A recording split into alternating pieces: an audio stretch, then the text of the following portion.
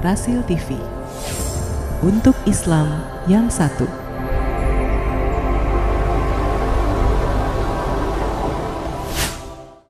Oke, saya tertarik dengan bahasan penutup Kiai tadi mengenai Prof. Menachem. Ya. Beliau ini Yahudi. Yahudi. Profesor, beliau menyatakan dia tinggal di Israel. Israel, di Tel Aviv. Menyatakan mengenai umat Islam di Amerika. Ya. Apakah beliau memang menyadari kondisi umat Islam seperti itu? Apa karena informasi atau bacaan yang beliau dapat? Saya kira begini, intelektual Yahudi memahami betul bagaimana ajaran Islam dan juga umat Islam, karena mereka punya interaksi yang cukup panjang dengan umat Islam. Kita tahu bahwa ketika Rasulullah SAW hijrah ke Madinah, ada 3 suku Yahudi besar. 3 suku besar dari kalangan Yahudi, yaitu Bani Nadir, Bani Quraidah, dan Bani Qainuqa, atau yang disebut di dalam juz ensiklopedia itu disebut dengan nama the Chinuch tribe, gitu kan, atau Bani Qainuqa. Nah, setelah peristiwa pengusiran sebagaimana disebut di dalam surat Al-Hasyr itu, mereka kemudian kan berdiaspora. Ada yang berdiaspora ke Jordania, ada yang berdiaspora ke Irak, lalu juga ada kemudian yang berdiaspora ke Palestina. Dan mereka paham betul bagaimana karakteristik dari ajaran yang dibawa oleh Rasulullah dan juga karakteristik dari umat Nabi Muhammad SAW. Sehingga tidak mengherankan jika Profesor Menachem Nisan itu mempunyai pandangan tersendiri yang saya kira mungkin dia hanya mereproduksi, mengulang kembali apa yang sudah disampaikan oleh intelektual Yahudi sebelumnya tentang karakteristik umat Islam. Di sini beliau hanya membuktikan informasi yang beliau terima dari intelektual sebelumnya dengan realitas yang terjadi di lapangan. Nah, contohnya adalah Amerika itu sendiri. Karena itu kita lihat bagaimana kebijakan Islam oleh pemerintah Amerika itu kan mulai terlihat lebih kepada pro-Islam, terutama ketika Amerika dipimpin oleh Barack Obama. Nah, sehingga tidak aneh saya kira tidak aneh Profesor Menachem Nisan mengatakan seperti itu. Jadi dalam kurun waktu puluhan tahun gitu kan, misal entah 20, entah 30, entah 40 tahun, bisa dimungkinkan Amerika itu akan menjadi negara muslim terbesar di dunia. Bisa dimungkinkan seperti itu. Nah, kemudian ini bisa dibuktikan lagi dengan makin besarnya animo masyarakat Amerika untuk mengenal ajaran Islam. Yang perlu kita garis bawahi bahwa hijrah itu semestinya tidak membuat orang menjadi merasa berbeda dengan yang lain. Ya, perbedaan itu kan hanya pada persoalan selera. Ya, perbedaan itu hanya terkait dengan persoalan selera. Yang awalnya dia menyukai hal-hal yang berbau maksiat atau hal-hal yang cenderung menyalahi aturan-aturan agama, kemudian dia berusaha untuk mengikuti aturan-aturan agama. Itu satu. Nah, kemudian yang kedua, persoalan hijrah itu sebenarnya harus dikaitkan dengan penguatan identitas. Ya kan, penguatan identitas. Penguatan identitas ini bukan berarti mengatakan bahwa kamu tidak sesuai dengan sunnah, saya sesuai dengan sunnah. Bukan seperti itu. Menegaskan bahwa saya ingin berusaha menjadi muslim yang kafah. Gitu kan. Ya, kalau orang lain seperti itu ya saya tidak tahu gitu kan bagaimana penilaiannya. Lalu kemudian yang ketiga, bahwa hijrah itu bukan berarti membuat orang menjadi asing. Nah, ini juga ingin yang saya sampaikan itu. Catatan yang saya punya catatan tersendiri bahwa banyak saudara-saudara kita yang ketika memandang hadis misalnya bada al-islamu ghariban fasayaudu ghariban kama bada fatuba lil ghuraba. Islam itu pertama kali muncul dalam keadaan asing. Fasayaudu ghariban kama bada. Lalu kemudian dia akan kembali asing ya kan, sebagaimana awal mulanya.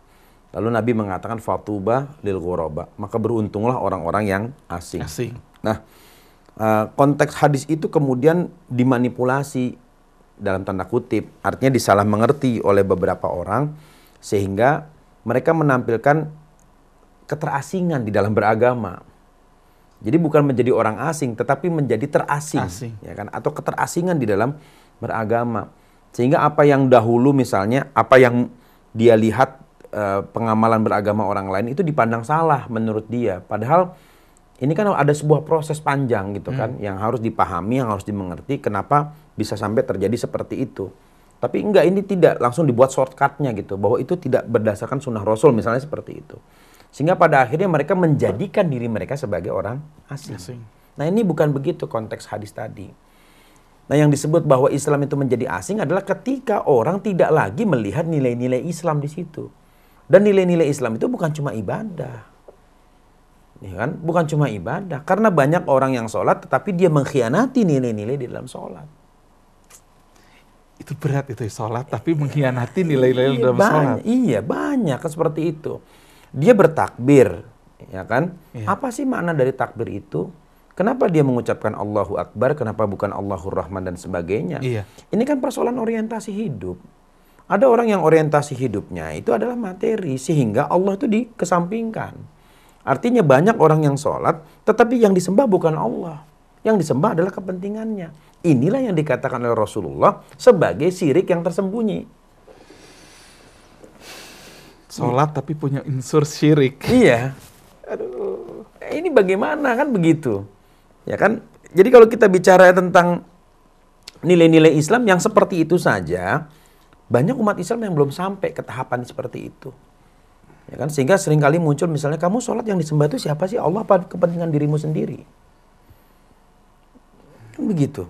Karena ada orang yang sholat untuk kepentingan dirinya, Supaya usahanya lancar gitu. seperti itu gitu kan, karena disebutkan bahwa di antara sebab rezeki itu mudah adalah rajin datang sholat berjamaah. Lalu kemudian motivasi atau dorongan dia melaksanakan sholat berjamaah supaya dagangannya laku. Ini kan syirik.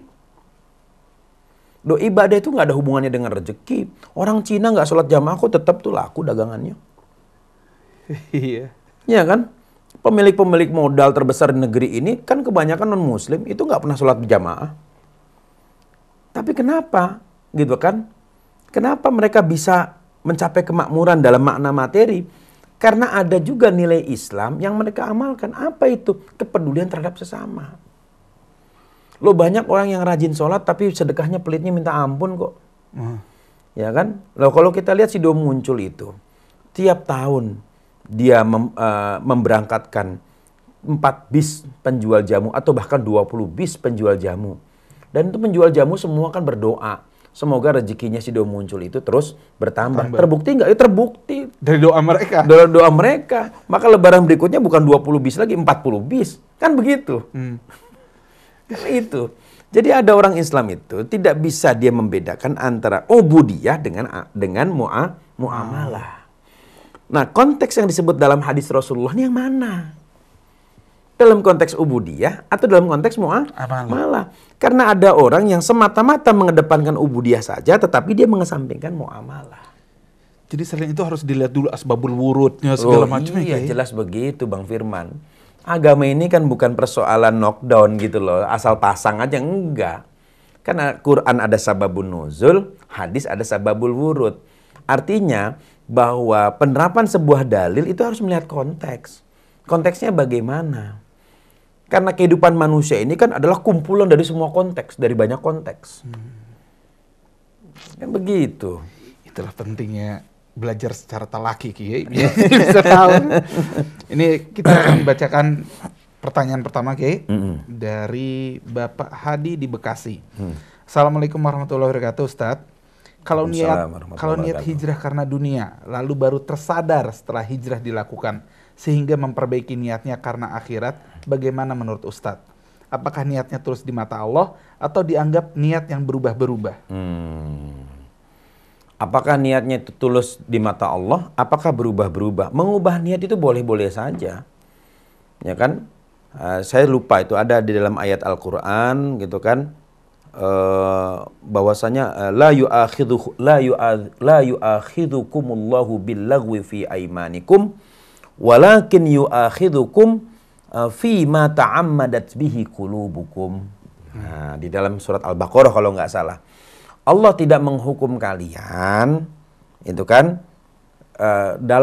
Allah tidak menghukum kalian karena sumpah yang kalian ucapkan dalam keadaan lalai.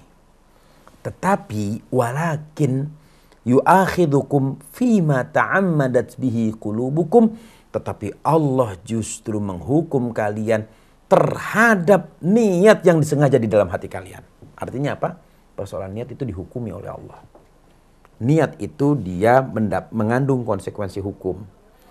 Karena itu, di dalam fikih ini, di dalam fikih sholat misalnya, ketika seseorang, ini dalam perspektif mazhab Syafi'i yang saya pahami, ketika seorang sholat melaksanakan sholat wajib, dia tidak niat melaksanakan sholat wajib, maka dianggap sholatnya tidak sah. Gitu kan? Dianggap sholatnya tidak sah. Ya, tetapi kalau dia melaksanakan sholat sunnah, ya kan, dia tidak berniat, tetap dianggap sah sholatnya. Kenapa? Yang membedakan itu intention. Bahwa persoalan wajib itu harus tegas niatnya itu apa, kan gitu kan? Nah, ini satu contoh kasus. Nah, dalam kasus tadi misalnya hijrah, yang awalnya hijrah karena kepentingan dunia, kemudian dia mengubah niat itu, ya kan, semata-mata untuk mendapatkan keridhaan Allah Subhanahu wa taala, memang itu harus dilakukan. Supaya apa? Supaya apa yang diusahakan, yang dilakukan dan yang dicapai itu semuanya mengandung keberkahan. Apa itu berkah? Berkah itu tambahan manfaat. Baik manfaat yang sifatnya materi maupun manfaat yang sifatnya ruhani. Jadi kalau misalnya dia mengubah niat, ya itu harus dia lakukan, dia rubah lagi. Pas sadar berubah justru ya? Iya betul. Bahkan perkawinan pun kalau awalnya bukan karena Allah, itu harus diulang lagi niatnya. Bukan ijab kabulnya. Niatnya ya? Niatnya harus diulang lagi. Ya kan? Misalnya perkawinan berjalan 20 tahun. Kok misalnya saling lirik satu sama lain gitu kan, yang suaminya melirik perempuan lain, yang istri melirik laki-laki yang lain, itu kan berarti ada sesuatu dalam niat perkawinannya. Maka perbaharui niatnya, tajdidun niyah, gitu kan, bertanya kembali dulu waktu melamar niatnya apa, dan dulu waktu menerima lamaran saya niatnya juga apa. Nah, ini sudah perjalanan berlangsung cukup lama, mari kita tajdidun niyah, memperbaharui niat. Supaya apa? Ya supaya perkawinan itu ada berkahnya. Karena banyak orang yang menikah secara fisik pada hakikatnya dia berzina. Menikah secara fisik pada hakikatnya berzina. Gimana itu Kiai maksudnya itu? Coba itu kan, kalau kita buka Al-Quran itu surat Al-Maidah itu. Ya. Ayat yang kelima, al-yawma uhilla lakumut thayyibat wa ta'amul ladzina utul kitaba hillul lakum wa ta'amukum hillul lahum wal muhsanatu minal mu'minati wal muhsanatu minal ladzina utul kitaba min qablikum idza ataitumuhunna ujurahunna, apabila kamu berikan kepada mereka ujurahunna, mas kawin mereka, muhsinina, dengan maksud untuk memelihara kehormatan diri, ghaira musafihina, bukan bermaksud untuk berzina. Karena ada orang menikah, dia memberikan mas kawin, ijab kabul, ada saksi, tetapi niatnya bukan muhsinin, bukan untuk menjaga kehormatan diri, tapi semata-mata untuk melampiaskan syahwat.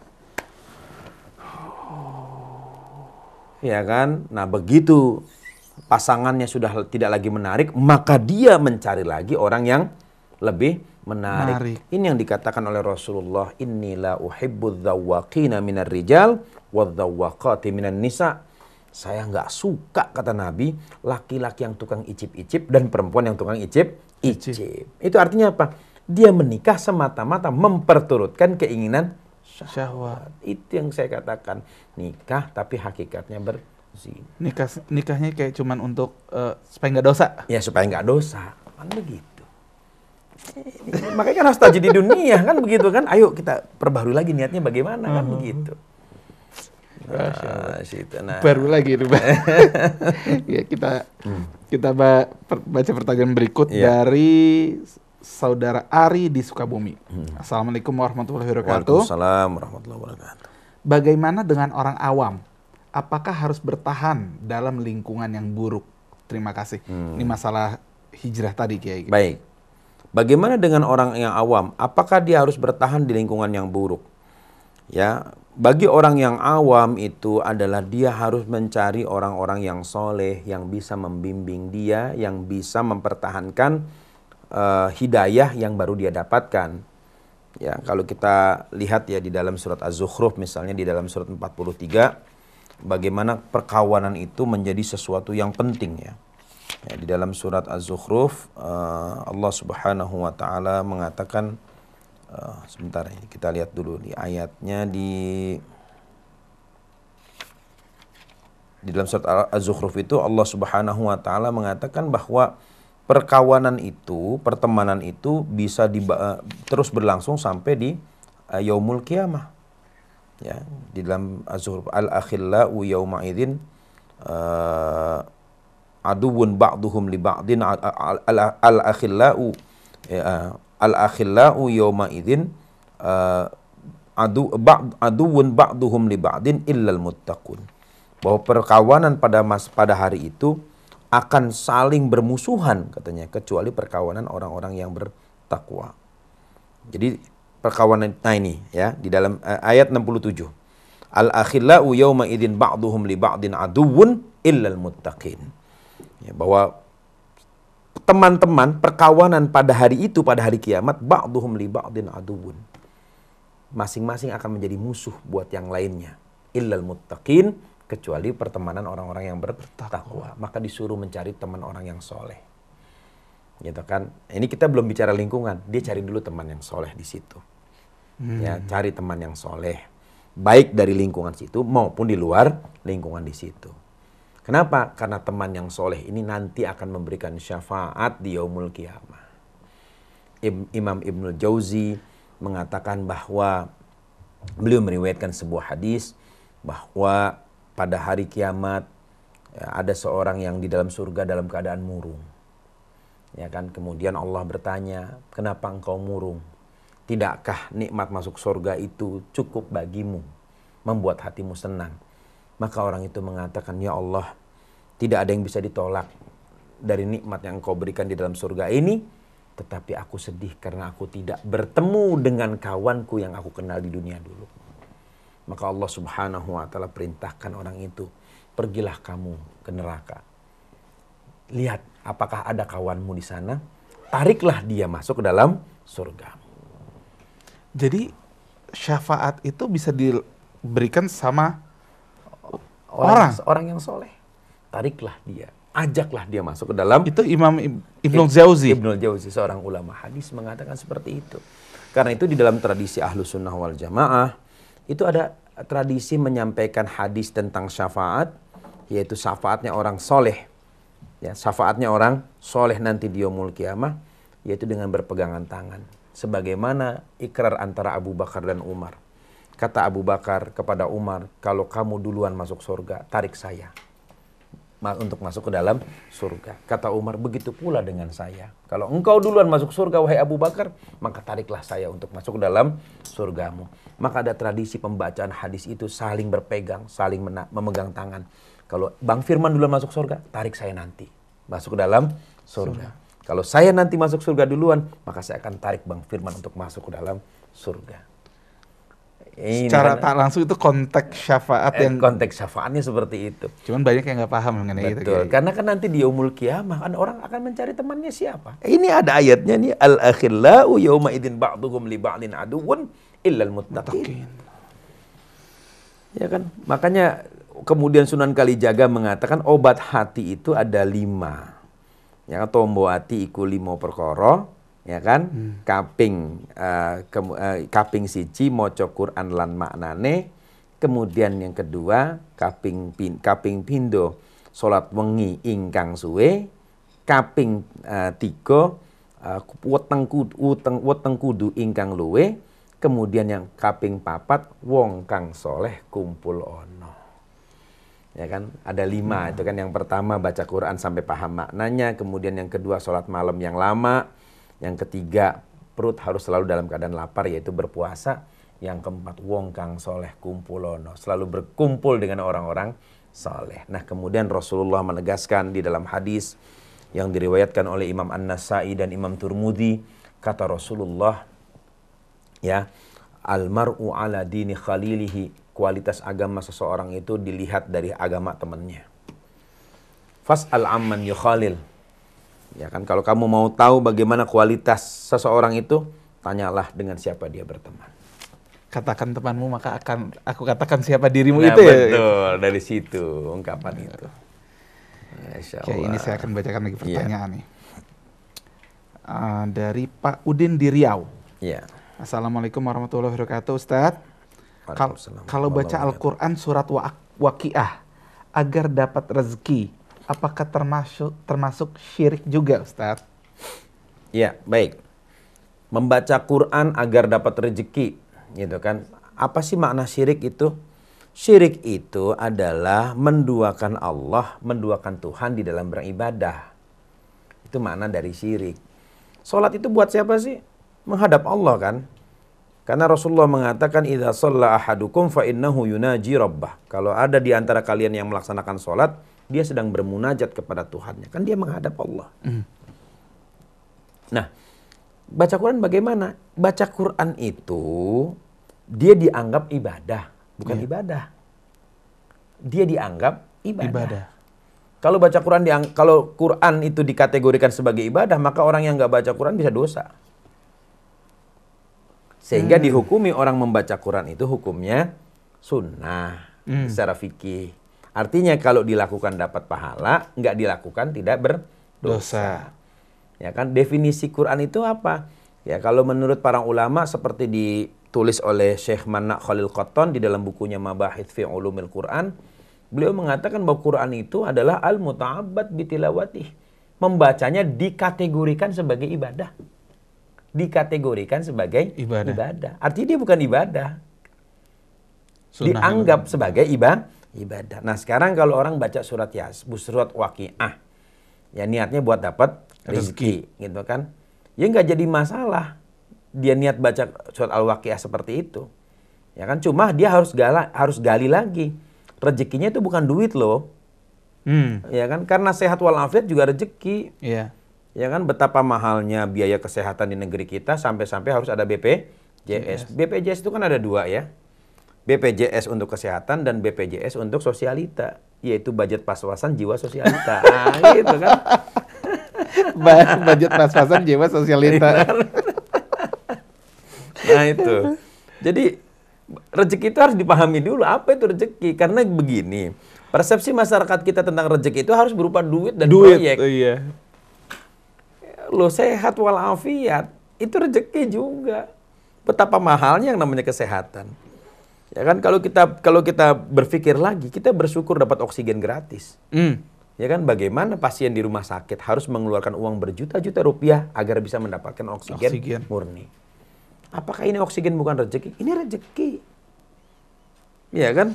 Apalagi rezeki itu dikelilingi oleh teman-teman yang peduli, teman-teman yang soleh, teman-teman yang perhatian. Apakah itu bukan rezeki? Itu rezeki juga. Jadi tafsir terhadap rezeki itu yang perlu diperbaiki dari umat Islam. Supaya apa? Supaya umat Islam itu bisa mengapresiasi semua potensi yang dia miliki. Nah, itulah kemudian kenapa dikatakan oleh Abdullah bin Mas'ud radhiyallahu an bahwa siapa yang membaca surat Al-Waqiah maka dia akan terhindar dari kefakiran. Maknanya apa terhindar dari kefakiran itu? Itu dulu itu harus diperjelas gitu ya, Itu biar harus paham. diperjelas dulu apa makna kefakiran itu. Fakir itu kan artinya sifat kurang. Karena ada orang yang kelihatannya kaya, hakikatnya dia fakir. Orang kaya mobil mewah tapi ngerasa kurang terus fakir Dia tuh. fakir, dia namanya fakir. Lo anggota DPR yang sudah digaji 100 juta per bulan, kemudian masih minta fasilitas, itu fakir. Iya kan? Itu fakir gitu loh. Ya kan, ya kalau kita baca definisinya Robert Kiyosaki tentang Rich Dad Poor Dad itu kan beliau mengubah secara fundamental makna kaya itu. Kalau menurut dia kaya itu kan ketersediaan waktu, ditemui kapan saja bisa, itu namanya kaya. Orang kaya itu ditemui kapan saja bisa. Gitu loh. Loh, terus bagaimana dengan bisnisnya? Justru dia bisa memanfaatkan potensi-potensi yang ada di sekitarnya untuk mengelola bisnis yang dia punya. Itu kaya. Ini kan sebagaimana doanya Abu Bakar As-Siddiq radhiyallahu an. Allahumma ja'alid dunya fi aidina wa la taj'alid dunya fi qulubina. Ya Allah, jadikan dunia di tangan kami, jangan masuk ke dalam hati kami. Jadi mau dibuang bisa dipungut lagi. Itu kan para sahabat begitu, independensinya luar biasa. Salman Al-Farisi misalnya kan, independensinya luar biasa. Ya kan? Dia memahami surat Al-Waqiah itu. Betul yang membaca surat Al-Waqiah itu akan terhindar dari kefakiran, betul. Kenapa? Karena para sahabat memahami apa makna fakir. Ya kan? Dan kita fakir ini, dan kita memang semua fakir. Wallahu aghniya, Allah yang paling kaya. Ya kan? Antumul fuqara, wallahu aghniya. Kita ini masih butuh. Ya kan? Maka orang yang membaca surat Al-Waqi'ah terbangun kesadarannya bahwa dia hanya butuh kepada Allah dan dia nggak butuh kepada makhluk. Dari hamba Allah di Bekasi. Bagaimana dengan fenomena yang menunjukkan dan melakukan amaliyah akhirat tapi untuk kepentingan dunia? Misalnya mengelus mobil mewah sambil salawat agar bisa jadi doa mendapatkan mobil mewah. Bukan begitu maksudnya. Imam Hasan Al-Basri mengatakan, ya, uqubatul ilmi mautul qalbi. Hukuman di dalam menuntut ilmu agama adalah matinya hati. Kila, murid-muridnya bertanya, wa ma mautul qalb? Apa itu matinya hati? Katanya kan. Dikatakan yabtaghuna dunya atau yatlubuna dunya bi'amalil akhirah. Mereka mencari kenikmatan dunia dengan amalan akhirat.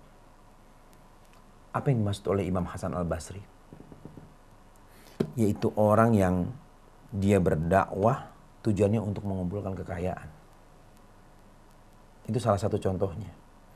Nah, sekarang kalau orang misalnya dia mobil mewah dibacain sholawat gitu kan, supaya tujuannya biar dapat mobil mewah yang lain gitu kan. Saya kira orang bersolawat itu, ini konteksnya bisa dua. Gitu kan, kita tidak tahu niat seseorang dia baca sholawat apakah semata-mata karena kecintaan kepada Rasulullah, ataukah memang dia berniat dengan sholawat itu dia mendapatkan keuntungan duniawi, gitu kan. Tapi kita tidak bisa menghukumi bahwa itu dia melakukan amalan akhirat untuk mendapatkan keuntungan duniawi. Bukan itu yang dimaksud oleh Imam Hasan Al-Basri. Yang dimaksud dengan Imam Hasan Al-Basri adalah orang yang memperjualbelikan ayat Allah untuk mendapatkan kekuasaan. Jadi kalau misalnya gini, Kiai, saya ngeliat Mercy, saya bacain sholawat, Allahumma sholli ala sayyidina Muhammadin wa alihi wasallam, saya baca yang banyak, mudah-mudahan dapat Mercy. Nggak jadi masalah. Itu kan harapan. Itu nggak bisa dikatakan dia menggunakan amalan akhirat untuk mencari dunia, nggak bisa. Gitu. Ya, nggak bisa. Nggak bisa dikatakan seperti itu. Yang disebut menggunakan amalan akhirat untuk mencari kenikmatan dunia, itu orang yang menjual belikan ayat. Dia pakai ayat Al-Quran untuk mendukung calon gubernur atau calon bupati. Dia pakai ayat Al-Quran, pilih dia karena dia sesuai dengan ayat ini. Padahal tidak ada petunjuk di dalam ayat itu untuk memilih orang tersebut. Kenapa dia harus katakan seperti itu? Supaya nanti dia diangkat sebagai pejabat jika orang yang didukungnya itu terpilih. Padahal bukan untuk itu ayat Al-Quran dipakai. Ya kan? Ayat Al-Quran itu dia sebagai hudan, petunjuk, sebagai nasihat. Ya kan? Dia bukan cuma sekedar basyiran, tetapi juga nadhiran, sebagai pemberi peringatan. Bukan seperti itu.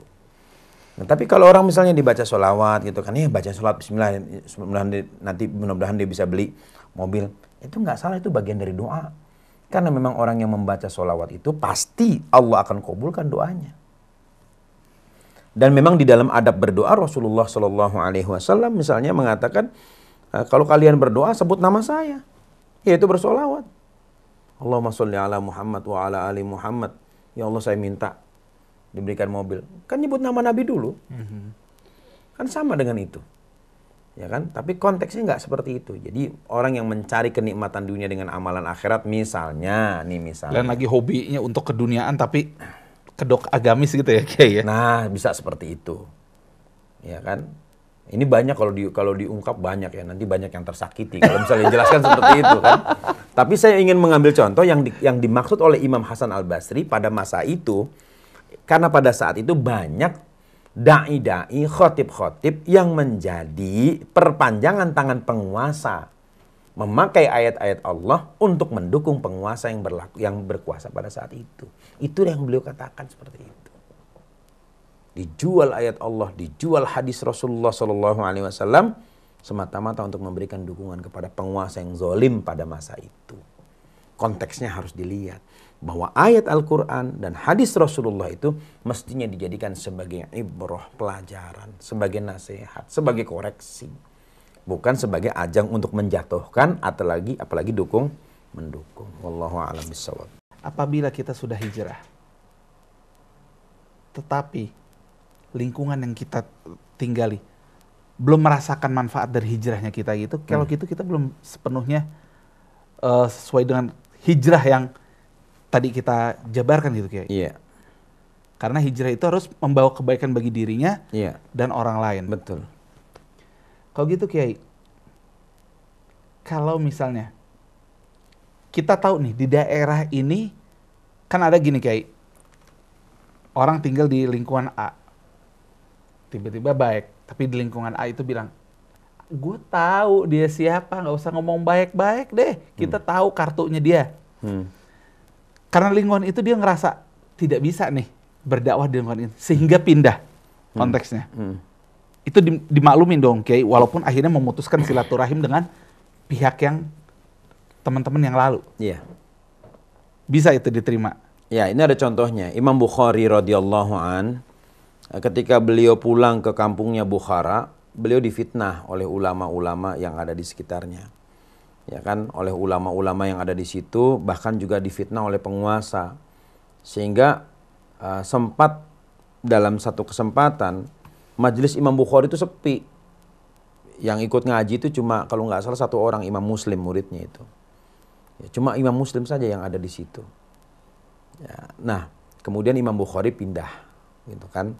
Setelah ada penguasa, saya lupa itu apakah dari Bukhara, kemudian beliau pindah ke satu tempat ya, saya lupa namanya. Nah, beliau diminta untuk tinggal di situ. Ya kan? Beliau diminta di situ, beliau pindah. Karena memang beliau lebih dibutuhkan di tempat yang ada di tempat yang lain gitu kan. Nah, itu boleh berpindah gitu kan setelah dia berusaha. Ya kan, setelah dia berusaha sebagaimana Nabi Allah Ibrahim alaihissalam yang berpindah tempat dari Ur-Kasdim, beliau pindah ke Palestina, kemudian beliau pindah ke Makkah Al-Mukarramah dan kembali lagi ke Hebron, ke Palestina. Nah, kenapa perpindahan Ibrahim Nabi Ibrahim pindah dari Ur-Kasdim yang ada di Irak ke Palestina? Coba kita baca ayatnya di surat As-Saffat surat 37 ayat 99. Inni dzahibun ila rabbi sayahdin.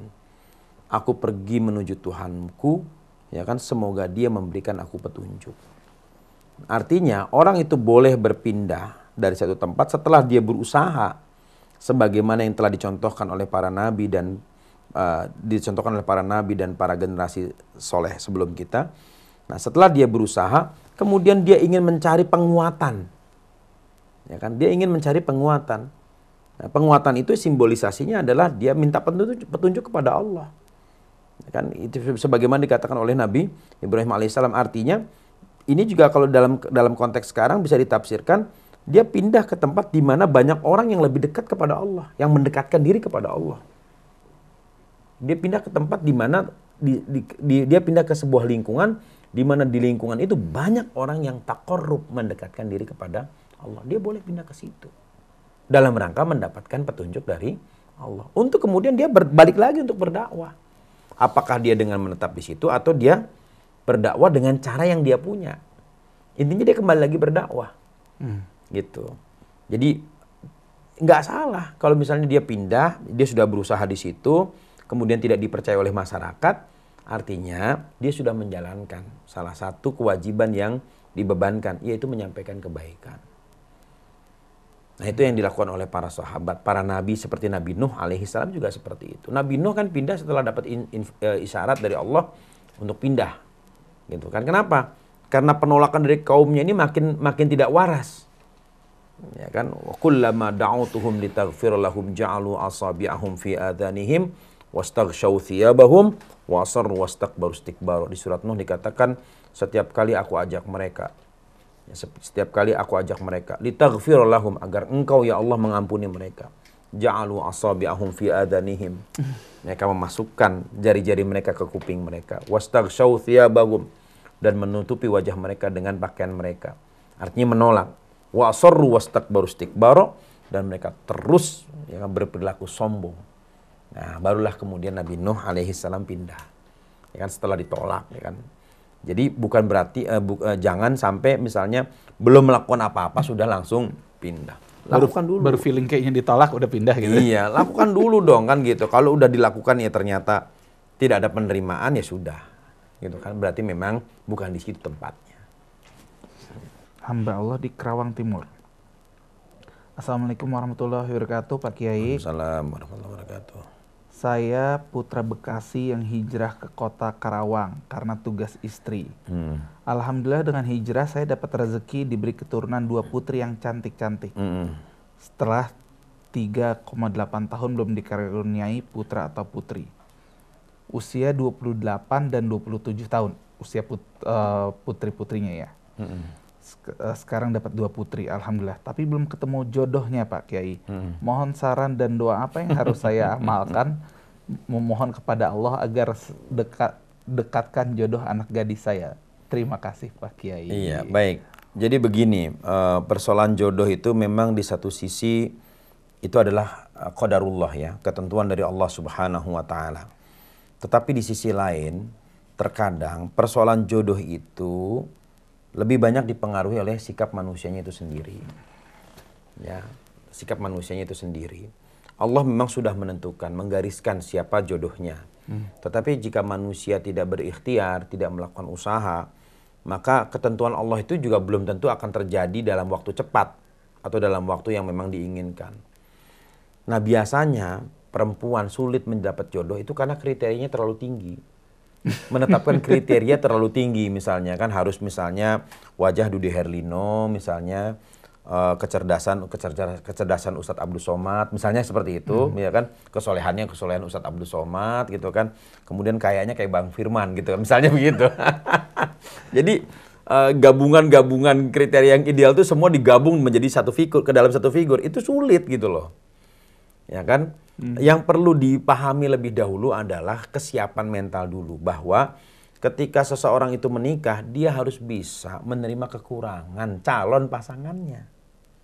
Gitu, bahwa perkawinan itu terjadi karena untuk saling menyempurnakan kekurangan. Bukan untuk menambah kesempurnaan, bukan. Perkawinan itu bukan untuk menambah kesempurnaan, bukan, tetapi untuk menyempurnakan kekurangan. Nah, kalau orang misalnya sudah punya standar tinggi, dia merasa sempurna, maka nggak akan ketemu jodohnya itu. Karena dia sudah merasa sempurna, dia nggak butuh lagi orang yang bisa menyempurnakan dirinya. Gitu. Nah, jadi yang menjadi persoalan kadang-kadang nih yang dari yang saya pahami dari dialog dengan beberapa jomblowati misalnya kan gitu. Itu problemnya adalah mereka punya kriteria yang terlalu tinggi, standarnya terlalu tinggi. Kalau nggak dari anaknya, orang tuanya gitu kan, itu kriterianya terlalu tinggi, terlalu besar gitu kan. Nah, kemudian yang kedua, ini kalau kita mau jujur bicara bahwa orang sekarang itu sudah mematikan lembaga perjodohan. Mematikan lembaga? Iya, lembaga perjodohan. Jadi dulu itu yang namanya orang tua, kalau anak perempuannya sudah mencapai usia 16 tahun, itu rajin silaturahmi. Rajin silaturahmi. Sampai sekarang itu hanya dilakukan oleh kalangan kiai dan santri ya, di pesantren-pesantren. Nah, para kiai itu kenapa sering bersilaturahmi? Itu di samping satu untuk menguatkan ukhuwah di antara mereka, kemudian yang kedua saling menukar informasi, kemudian menyempurnakan kekurangan yang mereka miliki dengan mengambil ilmu dari kiai yang lain. Yang keempat itu dalam rangka perjodohan anak-anak mereka. Gitu. Jadi para kiai itu sudah saling lihat-lihatan gitu kan. Oh ya sudah, kalau gitu bagaimana gitu kan.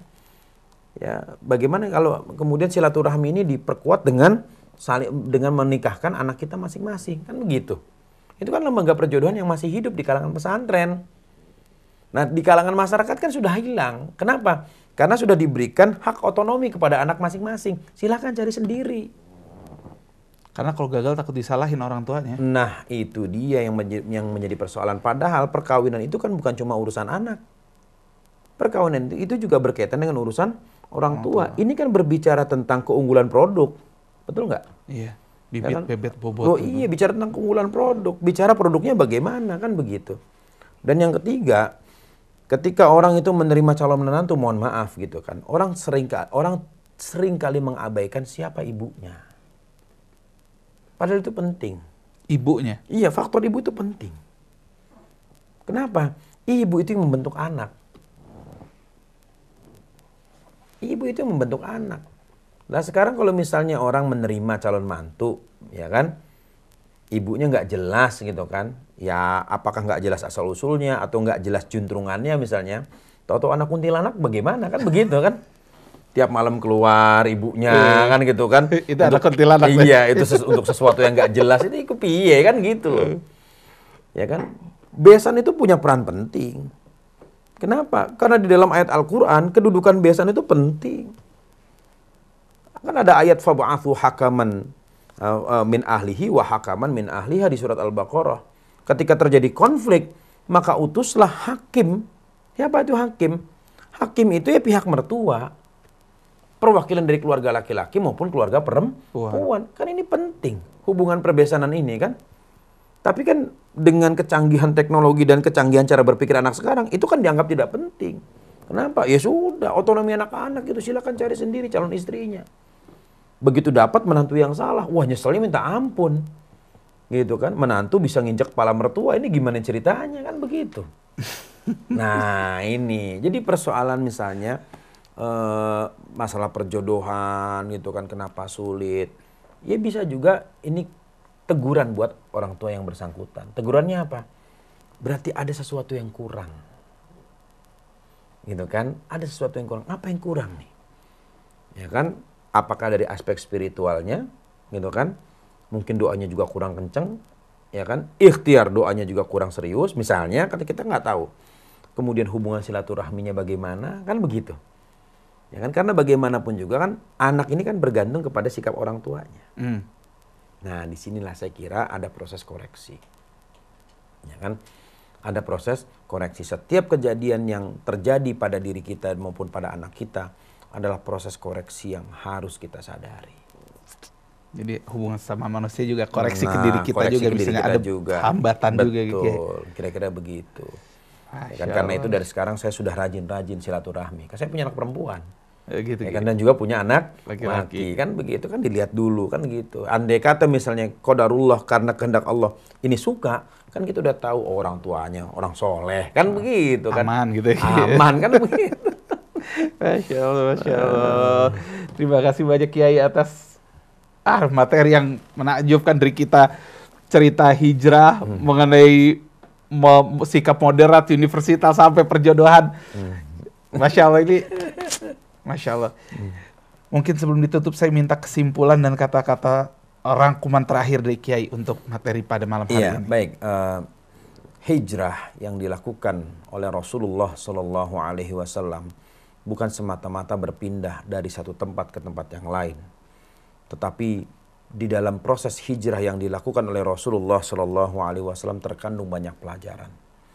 Yang paling penting dari semuanya itu adalah bahwa Rasulullah Shallallahu Alaihi Wasallam dengan hijrah yang beliau lakukan bersama para sahabat radhiyallahu anhum menegaskan kepada dunia tentang universalitas ajaran Islam dan tentang visi atau cita rahmatan lil alamin yang diusung atau dikandung oleh ajaran Islam. Nah, karena itu apabila kita niat berhijrah, maka seyogianya cara pandang kita terhadap agama diarahkan kepada cara pandang yang universal. Artinya ketika kita melihat agama, kita tidak melihat agama ini sebagai bagian yang terkeping-keping dalam kehidupan kita. Tapi agama ini sebagai bagian yang utuh. Nah, karena agama sebagai bagian yang utuh, kita juga harus melihat agama dalam ruang yang sangat besar. Bahwa agama ini punya ruang toleransi yang begitu luas. Sehingga dengan agama kita bisa berinteraksi dengan siapapun. Dengan beragama kita bisa membuka komunikasi dengan siapapun. Dan dengan beragama kita siap menerima koreksi kebenaran dari siapapun. Jadi agama justru bisa masuk kemanapun. Betul. Terima kasih banyak Ustadz atas materinya. Saya Firman Muslim Taher bersama Haidar, Robi, dan Zulfikar undur diri. Banyak kata-kata yang kurang berkenan dari saya, mohon dimaafkan. Wabillahi taufik wal hidayah. Assalamualaikum warahmatullahi wabarakatuh. Waalaikumsalam warahmatullahi wabarakatuh. أطفي به نار الجحيم الحاطمة المصطفى والمرتضى وابنه